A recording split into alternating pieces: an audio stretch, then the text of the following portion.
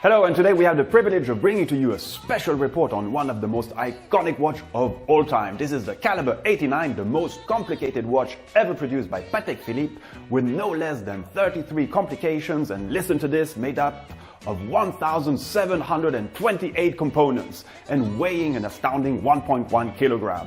This timepiece was secretly developed by a special team of Patek Philippe during the 1980s, and the goal was to mark the brand's 150th anniversary in 1989. 4 Calibre 89 were produced, a white gold version, a steel version, a platinum one, and the one put on auction by Sotheby today is the first one of the lot in yellow gold. I used the word iconic before, and what I meant by that is that this timepiece has really marked the beginning of a new era for watchmaking, and I also just wanted to mention that when Patek Philippe went down that development route, it was quite an entrepreneurial risk. It wasn't built for a specific customer, it was a very long and quite revolutionary way of working, and Patek was not the Patek we know today. So this naturally triggered a huge interest and changed quite a lot of things for the industry. So okay, enough of my blah blah, and let's now listen to the story. And just for info, we'll also cover some other interesting lots in the second part of this video report. Enjoy.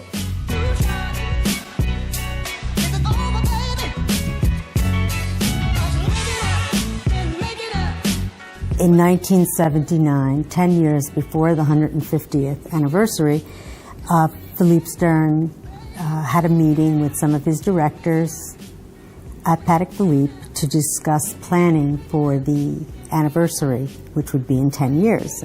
They talked about different models they were going to make, and at that time, the idea was to make a replica of the Henry Graves. Super complication. They were talking about it, and apparently Max Studer, who was the technical director of the factory, who was quite famous, suggested that why stop there? Let's go and do something even more, complicated. So they started in earnest the planning and designing of it in 1980. And what remains extremely interesting about this watch is that it's a bridge between the past and the future. And in Philippe Stern's own words, at the time, when it was finished in 1989, it absolutely reinvigorated Patek Philippe. At that point, they were far more interested in tapping into the marketing side of their name, and they hadn't done that before. So this was, something that caught the attention of the entire world when it came out. It is essentially twice the size, 1.5 times the size of the Graves, and it has 33 complications.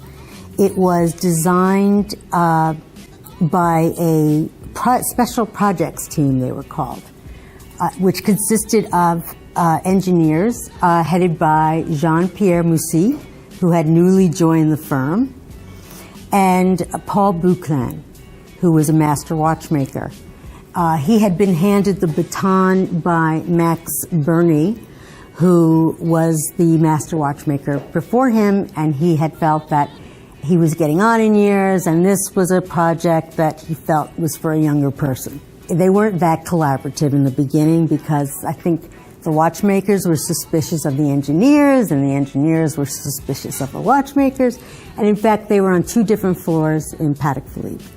Ultimately, by the time the project was completed, there was a complete collaboration between the 2 sides, and they ended up on the same, next to each other, working together in a collaborative way. And I think that's a wonderful story.